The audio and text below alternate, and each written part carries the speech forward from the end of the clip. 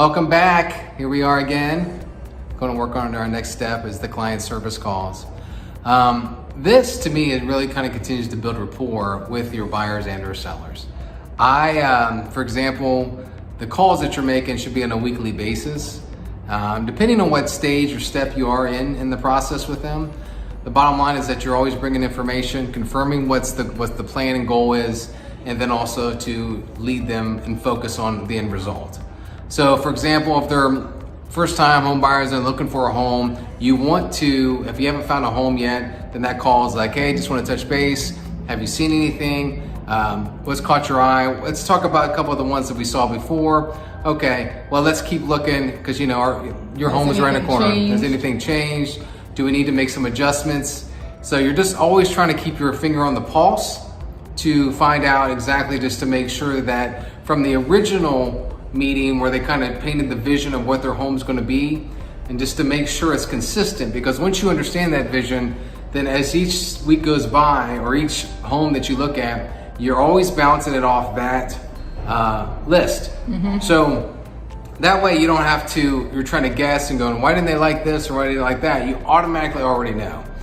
And plus two, the communication is they start to learn that you're not just there to say, hey, let's find a home. You're there to help them find the right home or help them sell their home. So even with the seller, you want to make sure that you're actually contacting them weekly, giving them updates on the activity, updates with the market, and then just kind of see where they kind of check the pulse on where they are.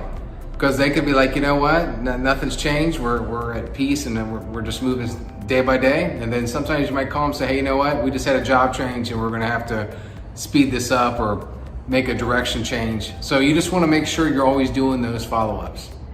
Yeah, and the other thing to add on to that too is this is something you're going to share with them as an expectation for them to expect from you. Right. And what that does is it eliminates unnecessary phone calls. So you're not getting phone calls from people like, what's going on? Or, hey, do you know about this? Or what's happening with this? Or have we had any showings? There's all these different questions that are going through people's mind as they're working with you.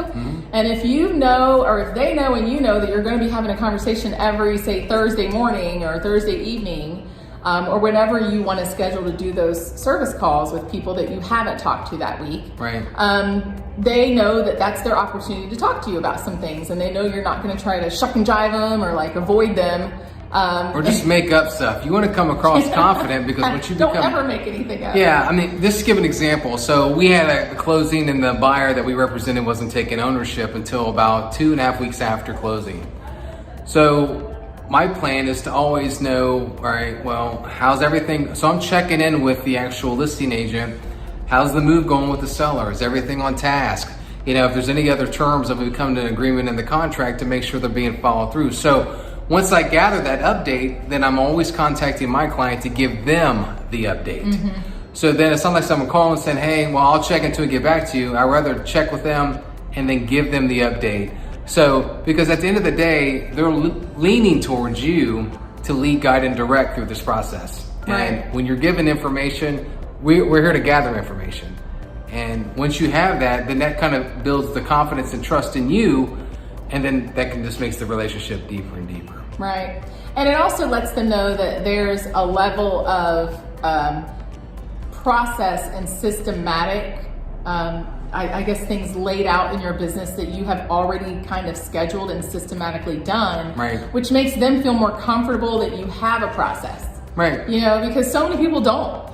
So many agents are flying by the seat of their pants and they are just waiting on their phone to ring to put out another fire. You do not want to be that way. And if that's how you've been running your business, you don't have to. You can set parameters in your business that allow you to stay on top of those things. I've always looked at it like, if somebody has to call and ask me a question, I failed. My communication failed in some way. And if that happens to you often enough, then you need to develop a process around it. And so it's just constantly a thing that's evolving, but simply enough, you can avoid a lot of this by simply just having that weekly conversation. And this is going to be with people who are currently looking at homes or that you're listing their home.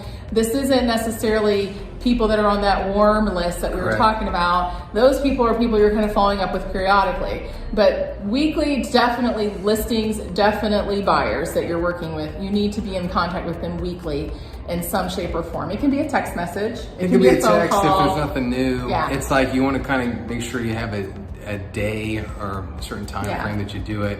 I always like to, at the end of my call, just to recap. So just to recap, Yep. A, B, and C, real Yeah. quick, because you might have talked about 13 different things that had nothing to do with why you really called in the first place. But at the end of the day, you just say, hey, I just want to recap.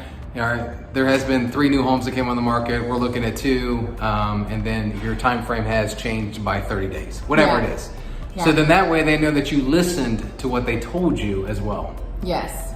So this again, you may be in a place where you're like, Alicia, I don't have anybody to make customer service calls to just yet. That's okay. You will. If you don't have people to make customer service calls to, then I would suggest making calls to people that you plan to do business with.